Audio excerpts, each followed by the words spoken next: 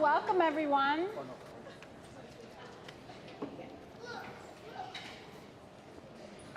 Welcome. My name is Kate McGuire, and I'm serving as the interim superintendent for Anoka-Hennepin Schools for this school year. And I'm grateful that you've taken time out of your day to be here today to learn some information and, importantly, to provide feedback to us in this, on these proposals. So thank you for being here. I'll be providing some introductory information, and then I'll introduce Dr. Mary Wolverton, who's the Associate Superintendent for Elementary Schools, and my colleague Greg Cole, who's the Chief Operations Officer. Both of them will be providing details, both about the proposals and about how participants tonight can provide feedback. I'll begin tonight with the bottom line. Like all good teachers, I start with the end in mind. So I'm going to begin tonight with why we're here. And that is that we need to make some attendance area boundary adjustments at the elementary level throughout the district and at the middle school level in the Blaine High School cluster. I do want to be clear that we are not proposing boundary changes at the high school level at this time. In Anoka-Hennepin, generally, you may know that schools in long-established neighborhoods have fewer students, while schools in the rapidly growing areas have many more. Most of our schools are clustered in these older neighborhoods in the southern two-thirds of the district. Few schools are located in the northern third, which is now the fastest growing area of the district, specifically Blaine and Ramsey. The student population then among some of our schools is declining, and on the other hand, the student growth around other schools is exploding. The growth of some of our communities is both exciting and challenging for us. And it's challenging because we have to ensure high-quality learning environments at all of our schools. And when schools are overcrowded, teaching and learning is impacted. And I just want to share, you know, that's easy to say, teaching and learning is impacted because we have so many students. So I just want to give you a little picture of really what does that look like when we say that. So here are some examples.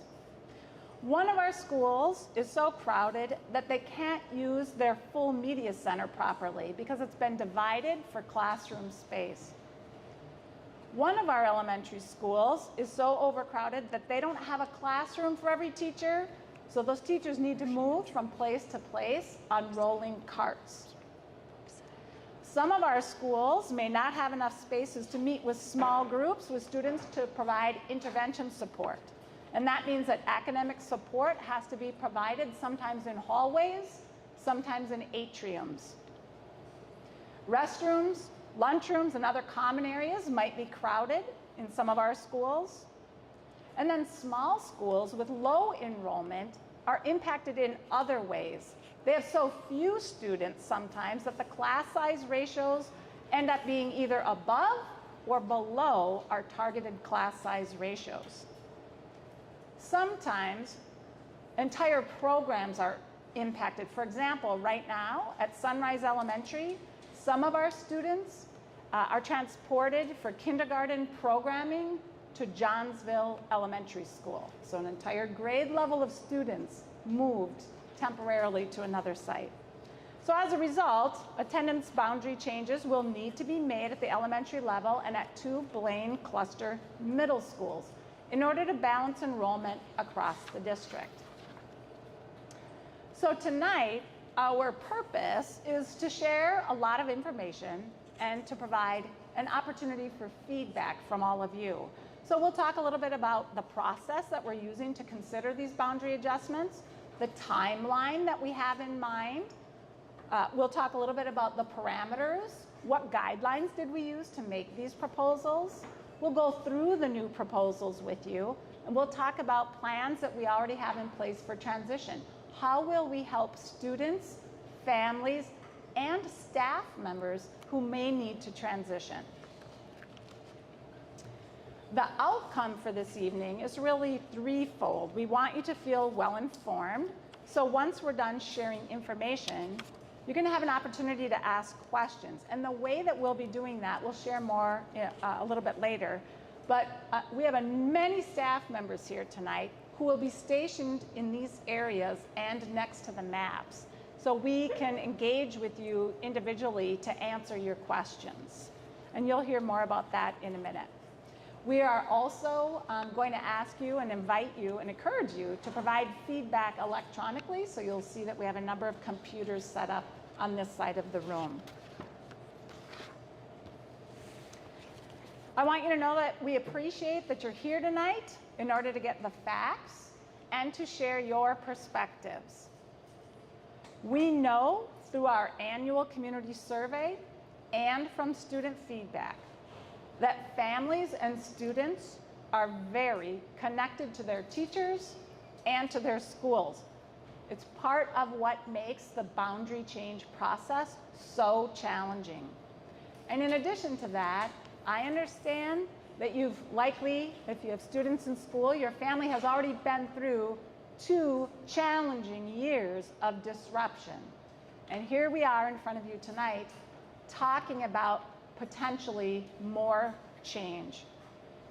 You'll hear tonight about the work that we do to ensure similar educational opportunities at all of our schools as you think about possible transition that might impact you and your family. And at this time, I'm going to introduce Dr. Mary Wolverton, our Associate Superintendent for Elementary Schools. Thank you, Dr. McGuire. Good evening. With our boundary update, this is in alignment with the school board's strategic priority. And through this strategic priority, the school board has provided direction to ensure efficient operations of our facilities and our programs.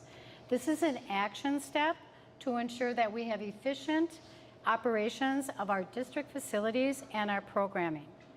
Anoka-Hennepin, like all school districts, must periodically make changes to balance student enrollment to ensure that all students have the opportunity to receive comparable educational experiences.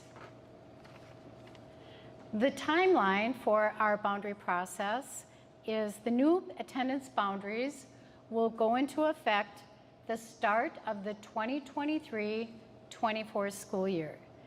That means that the process has to start now in order to appropriately inform stakeholders and set up operations.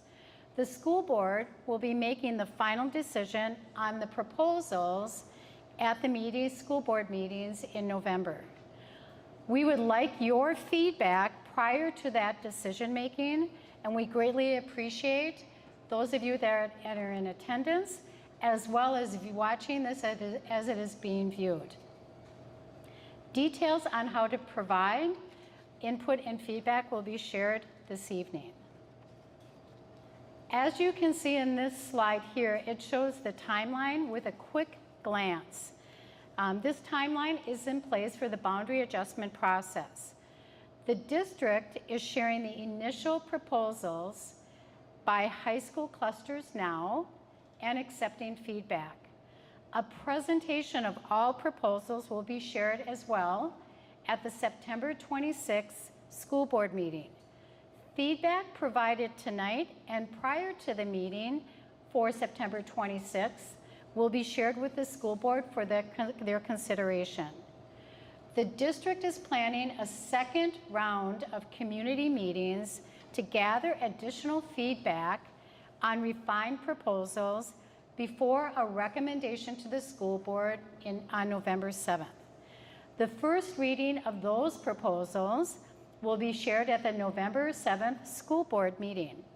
The board is expected to take action to the approved updated boundaries at the November 21st school board meeting. The district will then inform families impacted by any boundary changes in December that would be implemented the fall of 2023. As we enter into the boundary process, we have parameters that we adhere to in each of our boundary processes. As you can see on the slide, the teacher-student ratio established by the school board through the budget process determines adequate space in our facilities. We strive to maintain lower class size ratios at elementary schools, really with a strategic focus on kindergarten and first grade. And we also ensure that educational supports and programming is also based on the student demographics of the attendance boundary. Recommendations for those proposed attendance boundaries are based on the planning parameters that ensure efficient operations of the school district. At this time, I'd like to introduce Greg Cole, our Chief Operations Officer.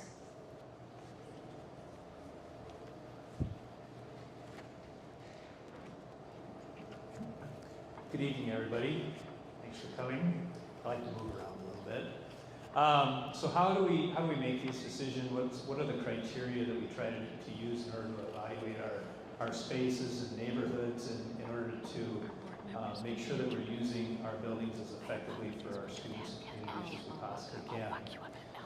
So I just want to go through some of these, ensure that all students have the opportunity to receive comparable educational experiences. So it's really important that regardless of what Anoka-Hennepin school your son or daughter attends, that they're going to get the same type of experience regardless of the elementary school across the school district. And that goes for middle and high school as well. Follow state guidelines. There are certain guidelines that we must follow by state statute. And then also to use our district resources efficiently so that we're maximizing taxpayer dollars and maximizing our programming for all our kids. Other pieces to this are to design bus rides of reasonable lengths. We don't want students on buses, particularly, we don't want anybody on a bus for a long period of time, but the younger the kids are, obviously the more concerning that gets. So that's a part of it. Facilitating walking to school for students living within a mile of their school, if there are hazards present on the route. And you'll see some of these things that we are trying to manage on some of the maps that you have before you today. But we want to maximize walking routes for our students. And then also that boundaries are contiguous and adjoining where possible to minimize disruptions and ensure efficiencies. So Dr. Wolverton will talk a little bit on some historic reasons why our boundaries on the Hennepin County side of our school district kind of look the way they do right now, and why we're looking at some adjustments to that moving forward. Our plan is to maintain current high school attendance boundaries at this time. So this entire meeting, if you can just visualize the Champlin Park High School attendance area, all of these schools sit within that attendance area. So there's no proposal to change that. In addition to that, consider growth from current and future residential development. We have partnerships with our cities. We have regular communications with them to be sure that we're on top of and in tune with future growth in those communities. And then strive to establish boundaries to remain in effect for at least 5 years at the elementary schools and 10 years at secondary schools. So with that, I'll turn it back over to Dr. Wolverton. Thank you. What we would like to do at this time is show you several maps. We are going to start out with our current boundary map in the Champlin Park cluster. As we end the meeting, I think some of you have also seen this as well. We do have these maps up along the side here, not just the current maps, but parallel to that, the proposed maps. So I'll speak a little bit to the current map. As you can see, these are the 5 elementary schools in the Champlin Park cluster. Dayton Elementary is in blue. Champlin Brooklyn Park Elementary School is in red. Oxbow Creek is the light green. Monroe is in purple. And Evergreen Park is in the dark green. In looking at the historical information on boundaries in the Champlin Park cluster, boundaries have not been adjusted in almost 20 years at the elementary level in the Champlin Park cluster. When you look at the current enrollment map, I'll reference when you consider Champlin Brooklyn Park Academy in red and how that is not contiguous boundaries or adjacent boundaries. Approximately 12 years ago, when we went through the closing and repurposing of schools in the elementary level, in the Champlin Park cluster, Riverview Elementary was repurposed for an early childhood center. And that's in the lower end there in red of the Champlin Brooklyn Park Academy. In the upper part, red, that was Champlin Elementary. That school was closed, but not repurposed. It was sold. At that time, when we closed and repurposed schools, there was a decision to not adjust the boundaries, being respectful of the disruptions for students and families. Instead, those two school boundaries were merged to create Champlin Brooklyn Park Academy. So that is our current boundaries for the Champlin Park cluster. Thank you. So what we're going to do is sort of, if you can just visualize this, we're going to move from the northwest of the school district, or the Hennepin County side, or Champlin Park cluster area. We're going to move from the northwest down to the southeast in phases to show you what we currently have and what we're proposing. I want to emphasize proposing. This is our best estimate and guess of how we'd like to manage this as of right now, but that's going to be subject to feedback from all of you as we move forward. So we'll start with Dayton and Oxbow Creek. So on the left, you can see this is the existing Dayton Elementary School boundary, and Oxbow Creek is to the right in red. Those are existing boundaries right now. This portion that's kind of carved out here, as Mary mentioned, this is part of Champlin Brooklyn Park Academy's attendance area, kind of the northwest portion of it. And if, just for reference, Champlin Brooklyn Park Academy, if you do not know, sits in the attendance boundary of Oxbow Creek Elementary School at this time. One thing that I want to mention before I continue on to this particular one is when you look at the total Champlin Park cluster attendance area, there's a lot of information out there about housing starts and areas of growth and all this sort of thing. I think it is important for everybody here to know that our K through 5 student enrollment in this cluster in 2011 is virtually the same as it was at the same period of time in 2021. There's about a 300 student difference, and it's 300 students less in 2021 than it was in 2011. So while populations have grown or shifted and so forth, just in terms of that 10-year time span, there's only about 300 students different enrollment-wise in that entire area. But we have movement, as we'll kind of point out to you. So next, we're going to look at the proposed boundaries for Dayton and Oxbow Creek only. So essentially what you'll see here is for Oxbow Creek, well, let's start with Dayton. We're essentially shrinking the Dayton attendance area, okay, to address what I would characterize as our second biggest boom in our school district of building that's occurring. This is 109th, this is 117th, essentially, so you can visualize that. When you look at Dayton, and you look at the growth that's happening at this time and for the next approximately 3 years plus, 50% of the growth is going to be to the south of 117th, and 50% of the growth for housing is going to be north of 117th. So that's, even though geographically this is a smaller area, at this time, based on our knowledge of what's happening in Dayton, it's going to be 50-50. So that's part of kind of our rationale for how we decide we're going to shrink Dayton's attendance area and where we might expand Oxbow Creek's attendance area, because you'll see in the future why we reduced Oxbow's in other areas. So Oxbow picked up this area from 169 west and south of 117th Avenue to the border of our school district that we share with Osseo area schools. Moving to Oxbow Creek, or excuse me, the rest of Oxbow Creek, this portion of the map that's kind of hugged by 109th to the south and Douglas Drive, which is north-south. This part is where Champlin Park Academy sits. That will no longer be a part of the Oxbow Creek attendance area. I'll kind of speak to that as of now with this proposal. So that's a piece that would be taken out while this is being added. Okay, next we're going to look at Champlin Park Academy's current boundaries and Oxbow Creek's current boundaries.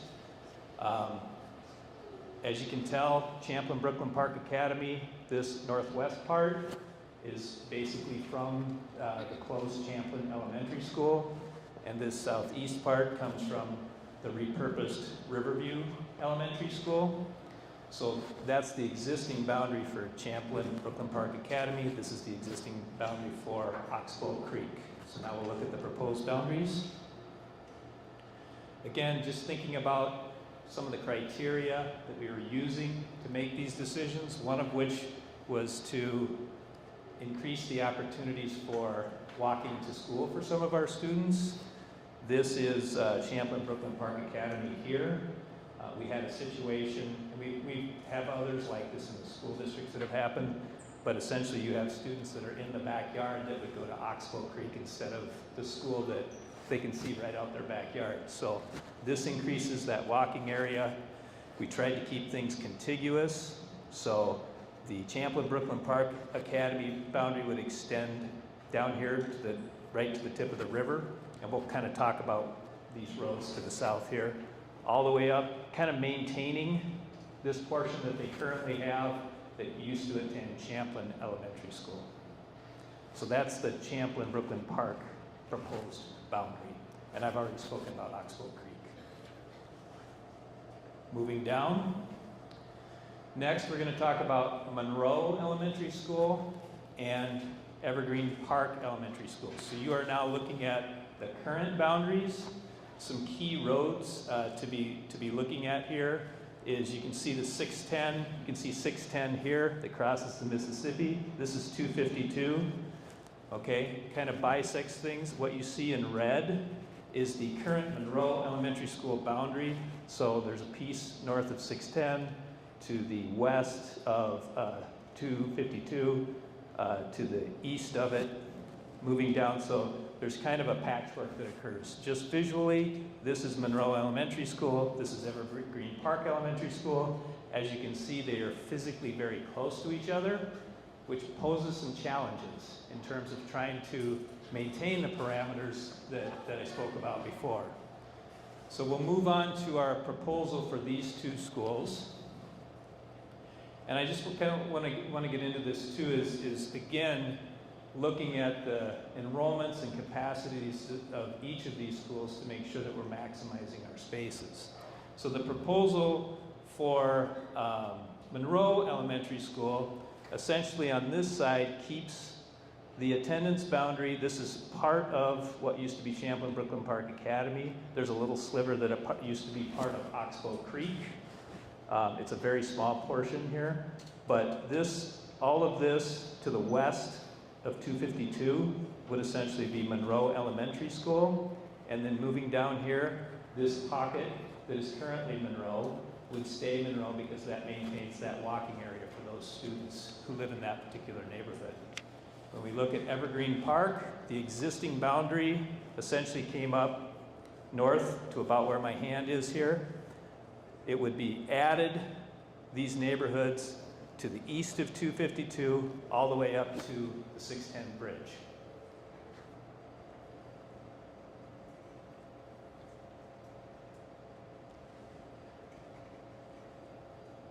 So, essentially those are our proposals.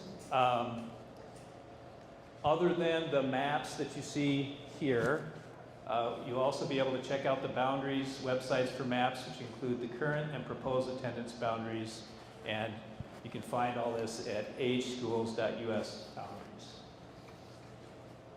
Back to Dr. Wolverton. Thank you. At the November 21st school board meeting, as we have noted, there will be a board decision on the boundaries for the 2023-24 school year. After that board decision, we will begin working on how to support our students and our families with transitions.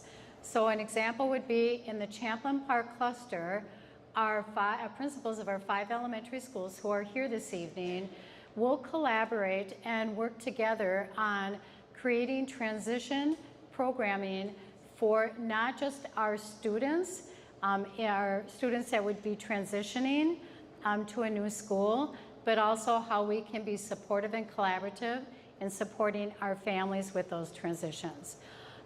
For our students that are currently 4th graders, if a family would want to have that student remain at their current school for 5th grade, we would work with those families in relation to an in-district transfer option if a family so elects to. And then with our in-district transfer process, families would need to provide transportation for that. And as I've noted, schools will be providing transitions for students and families. And one of the strengths we have many, but one of our strengths in Anoka-Hennepin is that all of our elementary schools, all 26 elementary schools, offer the same curriculum and programming at each site.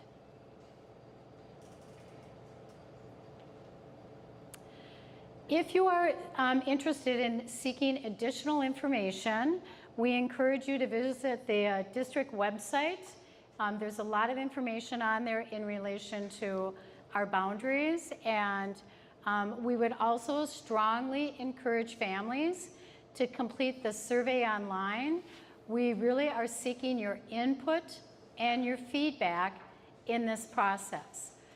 Parallel to that, if you have additional questions or information that you would like us to provide, you may also email at the address that is noted, boundaries@ahschools.us. And as I've noted, we are strongly seeking input and feedback during this process. After this meeting, we have an opportunity for you to interact with staff from many of our district departments. I would ask that they stand up as I maybe reach out to them. We have staff from transportation. If you want to raise your hand, will be here or are here for you to ask questions. We also have staff from our Information Services Department, ACS. Michelle, I'm sorry, I should have introduced others. Michelle Vandentop and Nick Herman. And then we also have Joel Verdine, our Chief Technology Officer here. We have all of our 5 elementary principals from the Champlin Park cluster here as well. And I would like to introduce our school board chair, Marcy Anderson, who is also going to introduce all of our school board members that are in attendance here tonight. This is an opportunity for you to informally come up to us and ask questions and provide any additional information for you. Thanks, Mary. Good evening.